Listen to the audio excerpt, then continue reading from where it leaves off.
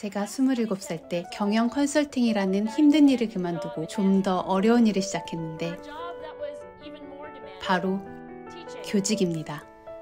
안녕하세요. 성공에 물들다 마인드 캐슬입니다. 오늘은 올 한 해 저에게 아주 큰 인사이트를 준 책 그릿의 저자인 앤젤러 더크워스의 테드 강연을 함께 나누고자 합니다. 제가 27살 때 경영 컨설팅이라는 힘든 일을 그만두고 좀 더 어려운 일을 시작했는데 바로 교직입니다. 뉴욕시의 공립학교에서 중학교 1학년들에게 수학을 가르치기 시작했어요. 많은 선생님들이 그렇듯 퀴즈나 시험지도 만들고 숙제도 내줬어요. 그리고 아이들이 숙제를 제출하면 점수를 매겼죠. 놀라웠던 것은 성적이 좋은 학생들과 성적이 나쁜 학생들의 차이점은 단지 IQ가 아니었어요. 가장 우수한 학생들 중 일부는 IQ가 엄청나게 높은 게 아니었습니다. 그리고 IQ가 높은 학생들 모두가 성적이 좋은 것도 아니었죠.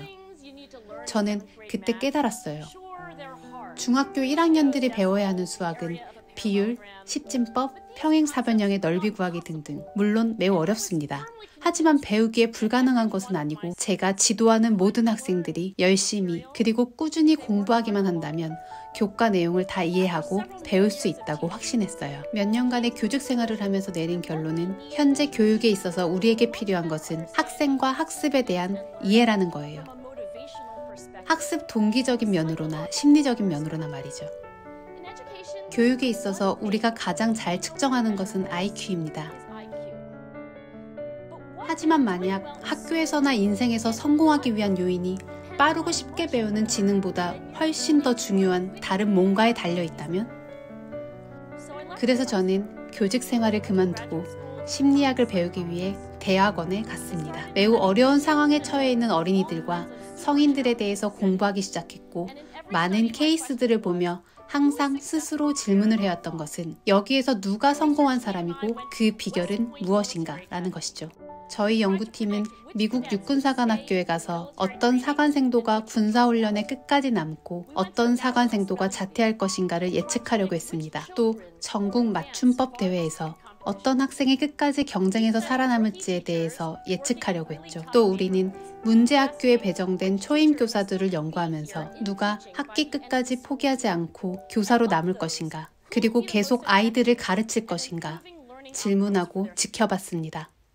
그 중에 누가 가장 효율적인 방법으로 아이들의 학습 결과를 이끌어낼 것인가, 또 몇몇 회사들과 제휴를 맺어서 어떤 세일즈맨이 끝까지 살아남을지, 그리고 누가 제일 판매 성과가 좋을지에 대해서도 연구했어요. 이 모든 다양한 상황들에서 성공을 예측할 수 있었던 사람들에게서는 한 가지 공통된 특성이 보였습니다. 그것은 좋은 지능도 아니었고 좋은 외모, 육체적 조건도 아니었고 IQ도 아니었어요. 그건 바로 근성, 그릿이었습니다. 그릿은 목표를 향해 오래 나아갈 수 있는 열정과 끈기예요. 그릿은 지구력입니다. 그릿은 해가 뜨나 해가 지나 꿈과 미래를 물고 늘어지는 거예요. 단지 일주일 동안이나 한 달만이 아니라 몇 년에 걸쳐 꿈을 실현하기 위해 진짜 열심히 일하고 노력하는 것입니다. 그릿은 삶을 단거리 경주가 아닌 마라톤처럼 인생을 사는 겁니다. 몇 년 전에 저는 시카고 공립학교에서 그릿에 대해서 연구를 하기 시작했어요. 수천 명의 고위 학생들에게 그릿에 대해 질문했고 누가 끝까지 남아 학교를 졸업하는지 보기 위해 1년이 넘게 기다렸어요. 그 결과는 그릿이 있는 학생들은 월등히 높은 비율로 졸업을 눈앞에 두고 있었고 측정 가능한 다수의 요소들도 함께 조사를 했지만 예를 들면 가족의 수입이나 시험 성적이나 학교 내에서 얼마나 안전을 느끼는지 전부 고려했지만 그릿, 바로 근성이 가장 중요했어요. 그릿이 중요한 곳은 단지 미국 육군사관학교나 전국 맞춤법 대회뿐 아니라 학교에서도 마찬가지였습니다. 특히 중퇴 위험에 처한 아이들이라면요. 저에게 가장 충격적으로 다가온 것은 그릿을 키우는 방법에 대해 우리가 얼마나 무지하고 학문조차도 이에 대해 얼마나 무지한가였습니다. 매일 학부모님들과 선생님들은 저에게 묻습니다.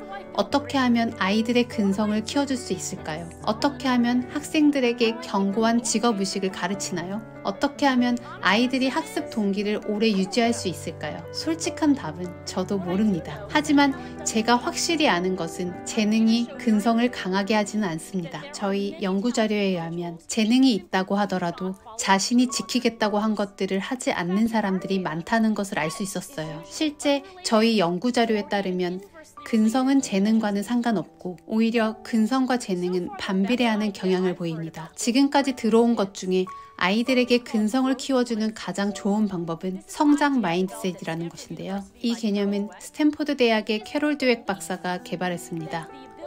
그것은 학습 능력은 타고나거나 고정된 것이 아니라 노력에 의해서 바뀔 수 있다는 믿음이에요. 드웩 박사는 아이들이 뇌가 어떻게 도전에 반응하면서 변화하고 성장하는지에 대해 읽거나 배웠을 때 아이들은 실패에도 더 끈기를 가지고 나아가는 성향을 보인다는 것을 증명했어요. 왜냐하면 그 아이들은 한 번 실패해도 그것이 끝이 아니라는 것을 믿기 때문이죠.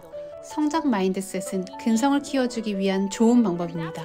하지만 그것이 다는 아니에요. 뭔가 더 필요해요. 그것이 제가 말하고 싶은 바입니다. 왜냐하면 바로 여기까지가 우리가 가지고 있는 현실이고 우리가 앞으로 더 연구해 나가야 할 문제이기 때문입니다. 우리는 앞으로 계속 연구를 해 나가야 하고 실험을 해야 합니다. 어떻게 했을 때 성공적이었고 어떻게 했을 때 실패를 했는지, 뭐가 잘못됐는지 우리가 깨달은 것을 바탕으로 처음부터 다시 시작해 봐야 합니다. 즉, 아이들에게 근성을 심어주기 위해서 바로 우리부터가 근성 있게 연구해야 하는 겁니다.